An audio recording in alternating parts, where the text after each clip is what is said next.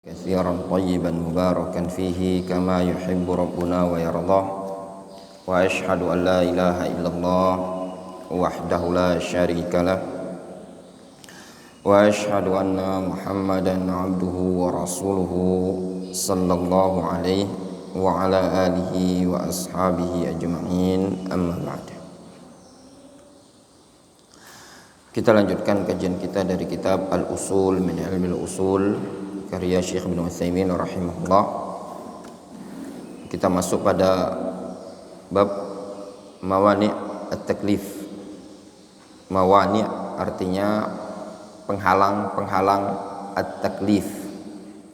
Taklif itu pembebanan. Apa saja perkara-perkara yang menghalangi seseorang untuk tidak atau untuk terbeban, sehingga dia tidak terbeban, tidak ada taklif. Ya, apa saja? Di sini disebutkan oleh Syekh Ibnu Utsaimin rahimahullah, litaklifi mawani' minha. Untuk taklif itu memiliki mawani', penghalang. Di antaranya al-jahlu wan nisyanu wal ikrah. Al-jahl, kebodohan, wan nisyan, kealfaan atau kelupaan, wal ikrah, dan al ikrah. Ikrah itu dipaksa ya, atau keterpaksaan.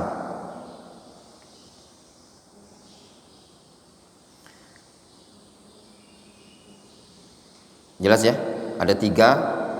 Seseorang terhalangi atau terhalangi dari taklif. Yang pertama al-jahl. Al-jahl ini ada dua macam juga ya. Ada al-jahl bil hukum.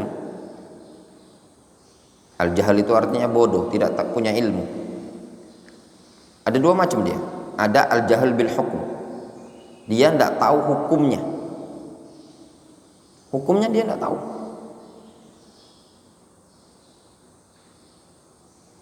Nah, kalau orang yang tidak tahu hukum, maka ini jahalnya dimaafkan.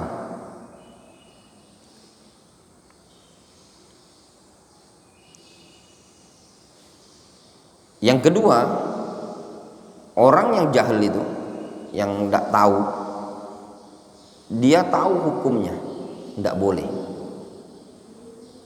Tapi al-jahalnya jahal bil hal. Dia tahu hukumnya itu tidak boleh, tapi dia tidak tahu kalau dampak dari tindakan dia itu akan begini dan begini.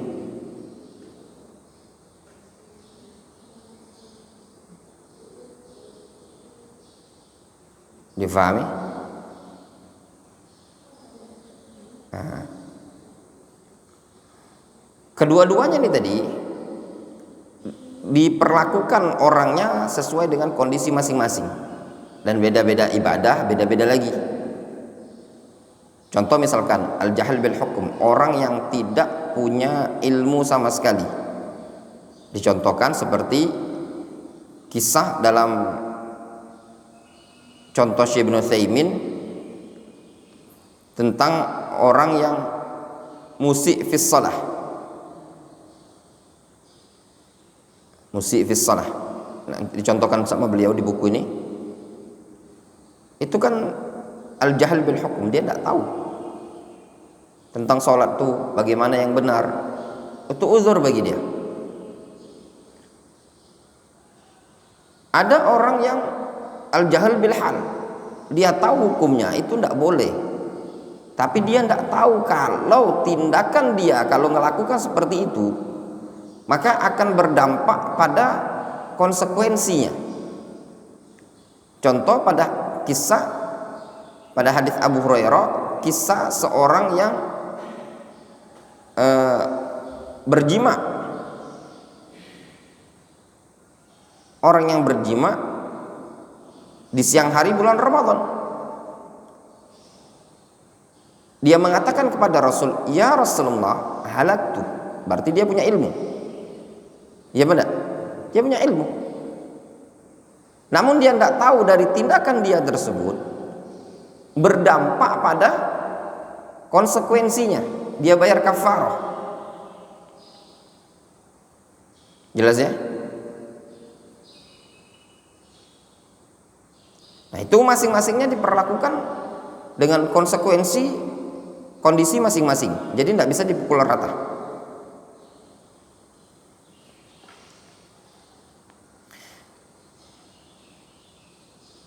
Wadih antum?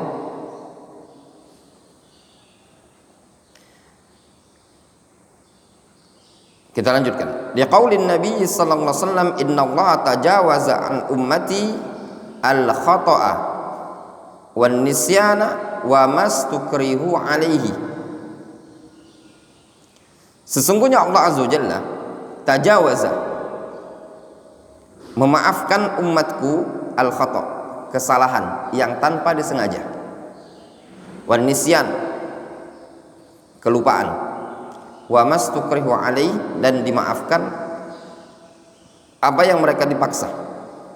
Rawahu Ibnu Majah wal Baihaqi wa lahu syawahid minal kitabi was sunnah tadullu ala sihhatihi. Ini hadis riwayat Ibnu Majah dan Al Baihaqi, dan dia memiliki penguat dari Al-Quran dan Sunnah yang menunjukkan akan keabsahannya. Fal jahlu adamul ilmi. Al jahl itu maknanya adamul ilmi, dia tidak punya ilmu.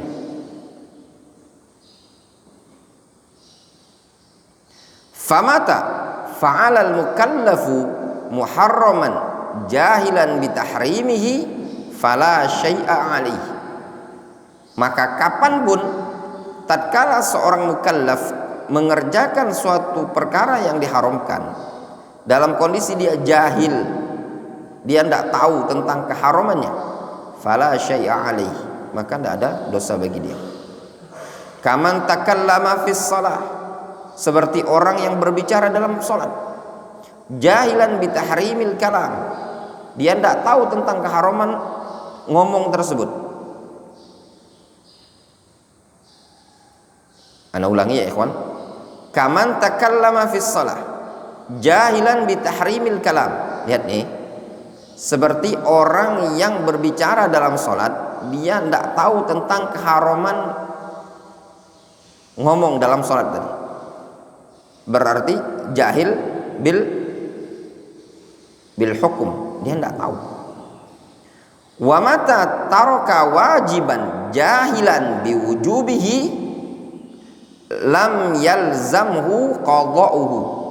Maka kapanpun tatkala dia meninggalkan sesuatu yang wajib karena bodoh tentang kewajiban tadi, lam yalzamhu qada'uhu, maka tidak harus bagi dia mengqadha.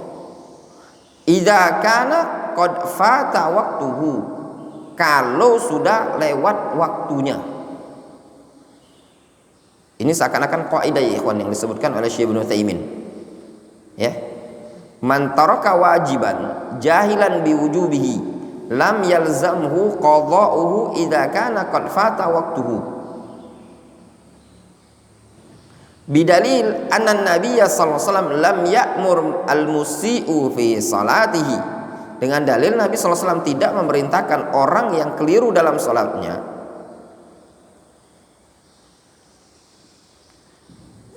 Sebagian para ulama mereka mengatakan kurang tepat dengan bahasa lam atau al-musi fi salatihi.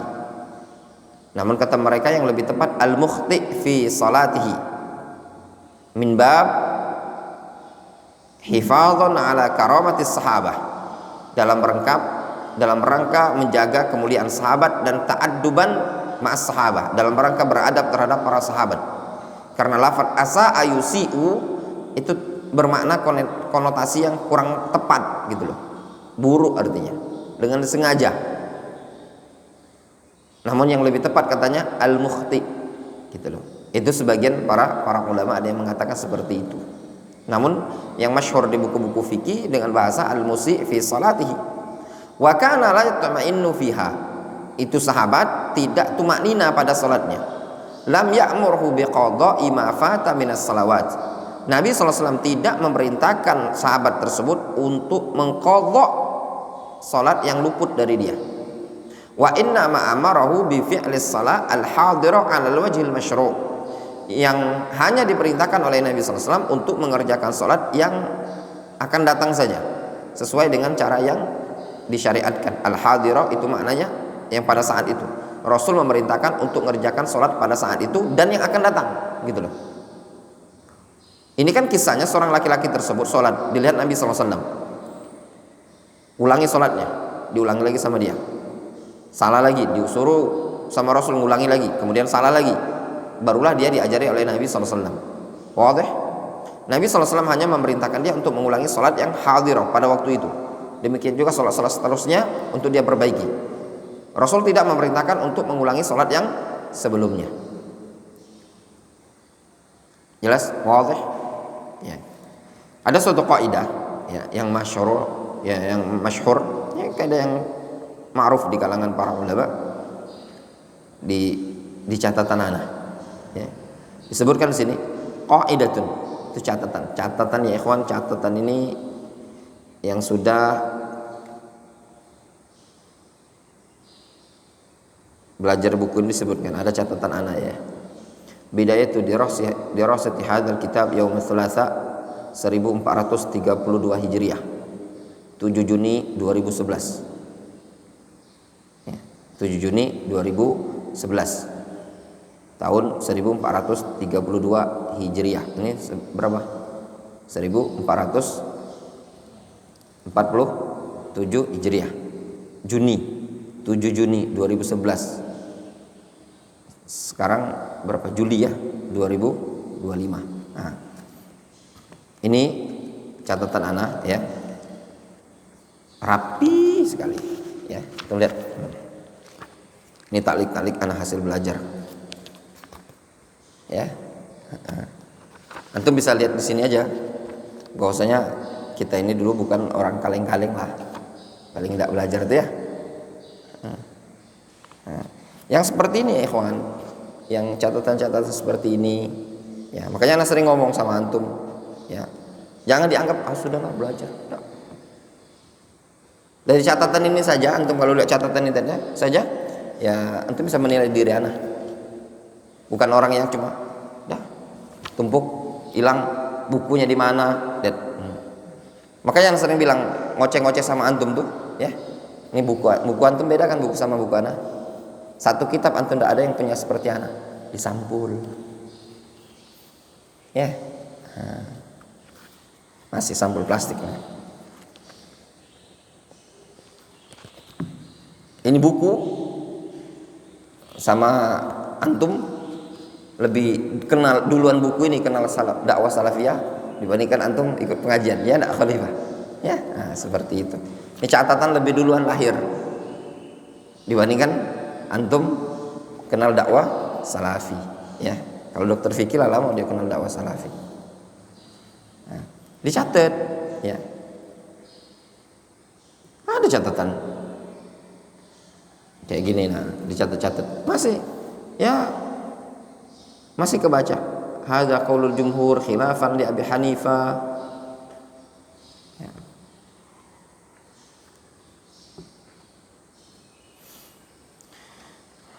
Penting ya ikhwan ya. Kita lanjutkan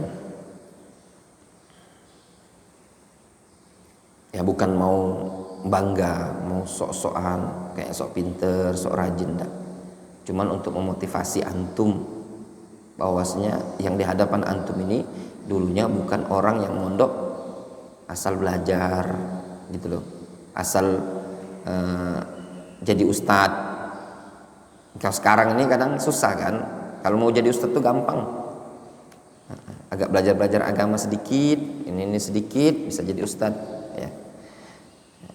Namun bagi anak enggak gampang, butuh perjuangan bertahun-tahun, ada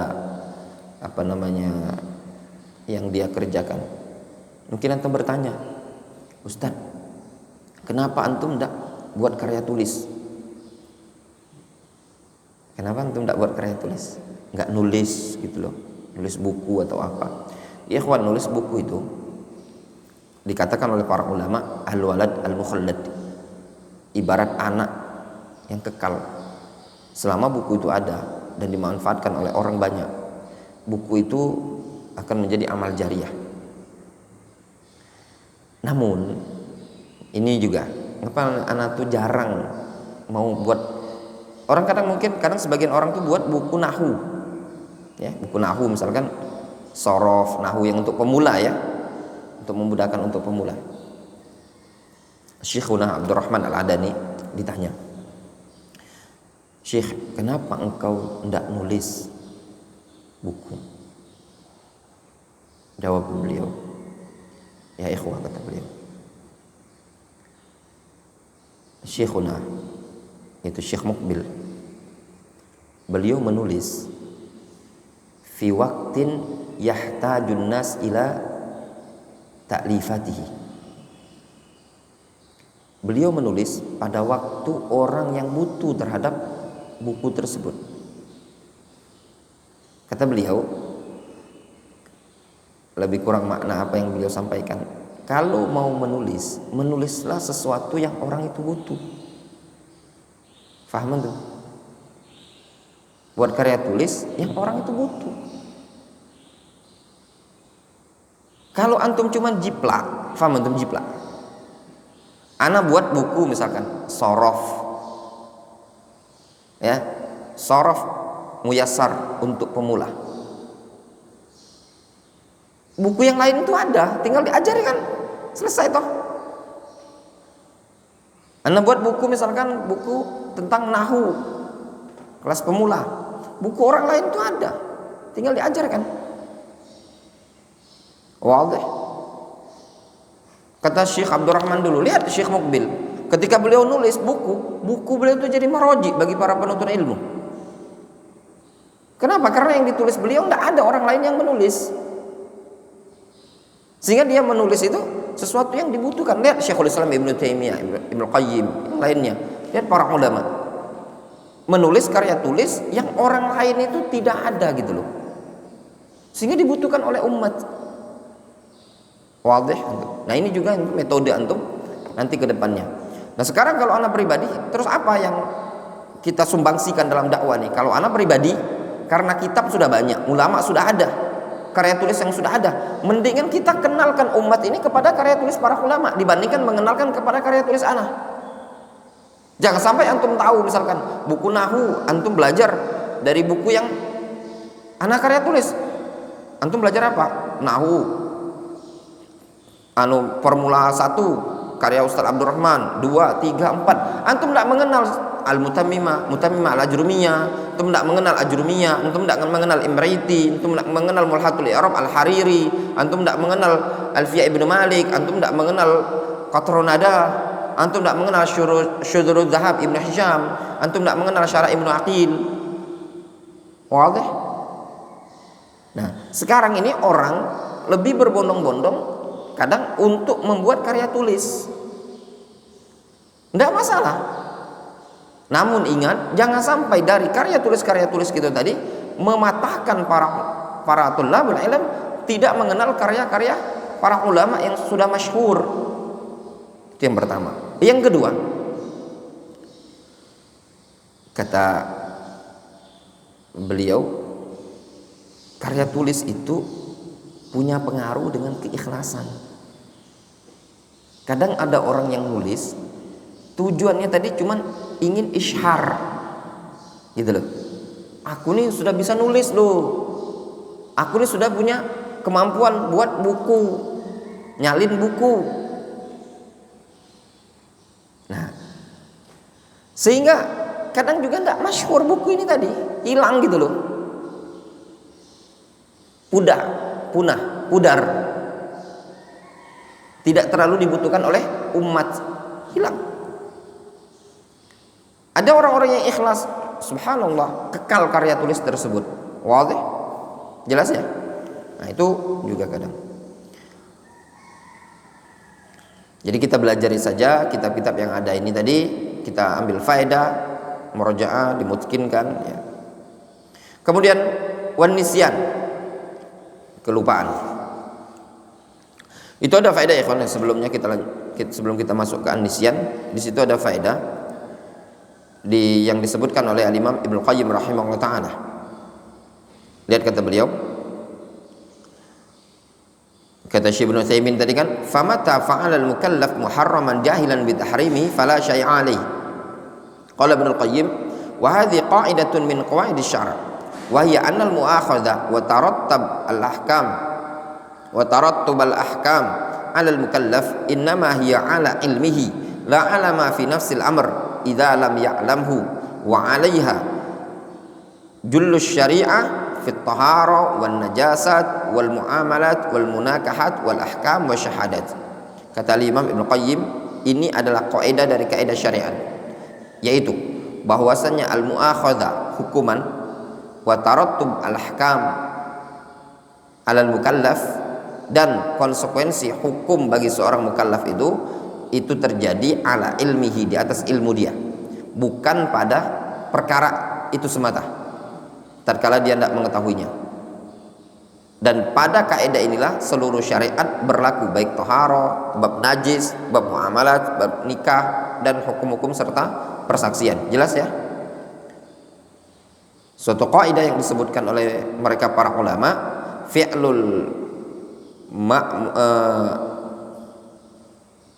kata para ulama, fi'lul mahdzur jahlan aw nisyanan yu'dzar. Fi'lul mahdzur, melakukan sesuatu yang dilarang, jahlan au nisyanan, karena tidak tahu ilmunya atau dia lupa, itu yu'dzar, dikasih uzur ya.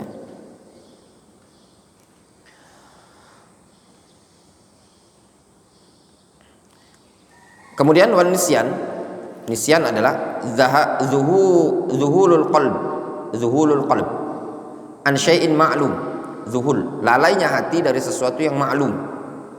Famata fa'ala muharraman nasiyan fala syai'a alaih. Maka kapanpun tatkala dia melakukan perkara yang diharamkan karena nasiyan, dia lupa, maka fala syai'a alaih, maka tidak ada dosa bagi dia. Tatkala dia melakukan perkara yang diharamkan karena dia lupa, fala syai'a alaih, tidak ada dosa bagi dia. Kaman akala fis siyam nasiyan, seperti orang yang makan ketika puasa dalam kondisi lupa. Wa mata taraka wajiban nasyan fala syai'a alaihi hala nisyanihi. Maka kapanpun dia meninggalkan perkara yang wajib karena dia lupa, maka tidak ada dosa bagi dia ketika dia lupa. Lakin alaihi fi'luhu idza dzakarahu, akan tetapi kewajiban dia mengerjakan ketika dia ingat. Liqaulin Nabi sallallahu alaihi wasallam, man nasiya salatan falyusalliha idza dzakaraha. Berdasarkan sabda Rasul, siapa yang lupa suatu salat, maka hendaklah dia salat ketika dia ingat. Jelas? Namanya lupa ya ikhwan, lupa. Namun ketika ingat dia kerjakan. Wal ikrah ilzamu syakhs bima la yurid. Sedangkan yang ketiga, mawani at-taklif al-ikrah, dipaksa ya.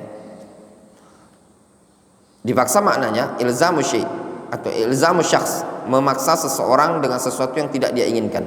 Faman ukriha ala syai'in muharramin fala syai'a alaihi. Barang siapa yang dipaksa untuk mengerjakan sesuatu yang diharamkan, fala syai'a alaih, maka tidak ada dosa bagi dia. Kaman ukriha 'alal kufri wa qalbuhu mutmainnun bil iman.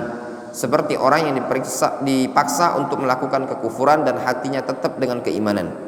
Wa man ukriha 'ala tarki wajibin fala syai'a alaihi halal ikrah. Siapa yang dipaksa untuk meninggalkan perkara yang wajib, maka tidak ada dosa bagi dia ketika terpaksa tersebut. Wa alaihi qada'uhu idza zala, dan kewajiban bagi dia mengqadha tatkala hilang ikrah tersebut. Difahami? Lihat kata beliau. Antum perhatikan di sini. Wa man ukriha ala tarki wajibin fala syai'a alaihi halal ikrah.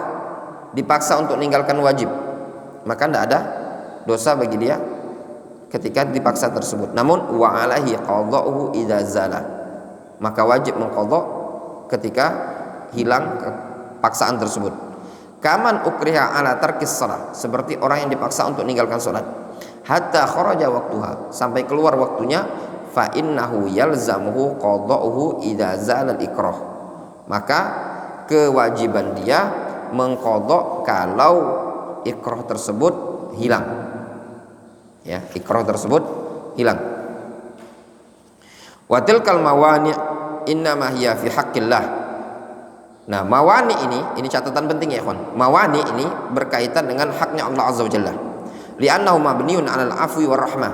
Karena haknya Allah Azza wa Jalla dibangun di atas al-'afwu war rahmah. Al-'afwu itu pemaafan dan rahmat kasih sayang. Amma fi huquqil makhluqin fala tumna min dhamani ma yajibu dhamanuhu. Adapun pada hak-hak makhluk maka tidak terhalangi dari mengganti sesuatu yang wajib untuk diganti atau ditanggung-jawabi. Idza lam yarda sahibul haqqi bi suqutihi. Apabila sahibul haq, pemilik hak tidak ridho tatkala gugurnya hak dia tadi. Difahami ya, ikhwan? Dokter fikih misalkan antum jalan, kemudian nggak sengaja antum nabrak mobil orang, dosa enggak? Tidak ada dosa. Karena kenapa? Karena tidak sengaja, ya, kelalaian, lupa atau segala macam atau dipaksa, tapi wajib ganti, ya, wajib ganti. Intinya ini berkaitan dengan haknya Allah Azza wa Jalla. Pembahasan mawani ini tadi berkaitan dengan hak Allah Azza wa Jalla, bukan berkaitan dengan hakul makhluk, ya. Allah Ta'ala. So, mungkin cukup dulu sampai di sini, antum butuh istirahat, ya.